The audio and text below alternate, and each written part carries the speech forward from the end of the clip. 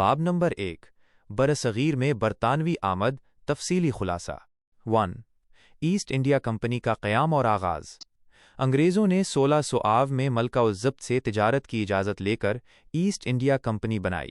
ان کا اصل مقصد مسالوں کی تجارت کرنا تھا۔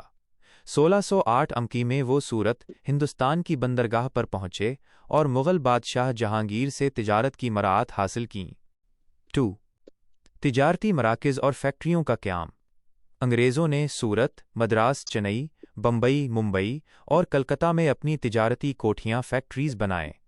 آہستہ آہستہ انہوں نے ان مراکز کی حفاظت کے نام پر اپنی فوج رکھنا شروع کر دی۔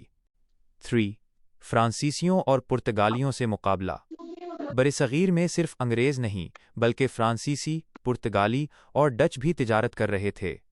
انگریزوں نے اپنی بہتر بحری طاقت اور چالاکی سے ان تمام یورپی طاقتوں کو مقابلے سے باہر کر دیا، خاص طور پر فرانسیسیوں کو کرناٹک کی جنگوں میں شکست دی۔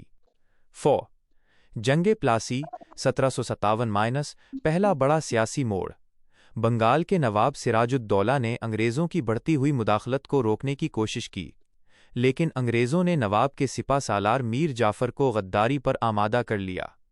اس جنگ میں نواب کو شکست ہوئی اور بنگال پر انگریزوں کا غیر محسوس قبضہ شروع ہو گیا۔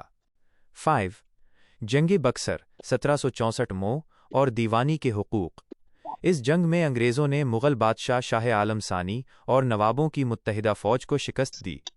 اس فتح کے بعد انگریزوں کو بنگال، بہار اور اڑیسہ سے ٹیکس جمع کرنے کے قانونی حقوق، دیوانی رائٹس مل گئے، جس سے کمپنی ایک سیاسی طاقت بن گئی۔ 6 میسور کی مزاحمت حیدر علی اور ٹیپو سلطان ریاست میسور کے شیر سلطان حیدر علی اور ان کے بیٹے فاتح میسور ٹیپو سلطان نے انگریزوں کا ڈٹ کر مقابلہ کیا۔ ٹیپو سلطان نے 1799 او میں سرنگا پٹم کی چوتھی جنگ میں شہادت پائی، جس کے بعد جنوبی ہند پر انگریزوں کا راستہ صاف ہو گیا۔ 7 لارڈ ڈلہوزی اور الحاق کی پالیسی ڈاکٹرن آف لیپس انگریزوں نے مختلف بہانوں سے ریاستوں پر قبضہ کرنا شروع کیا۔ لارڈ ڈلہوزی نے یہ قانون بنایا کہ جس ریاست کا کوئی مرد وارث نہیں ہوگا وہ برطانوی سلطنت میں شامل کر لی جائے گی۔ اس پالیسی نے جھانسی اور اودھ جیسی ریاستوں کو چھین لیا، جس سے عوام میں غصہ پھیل گیا۔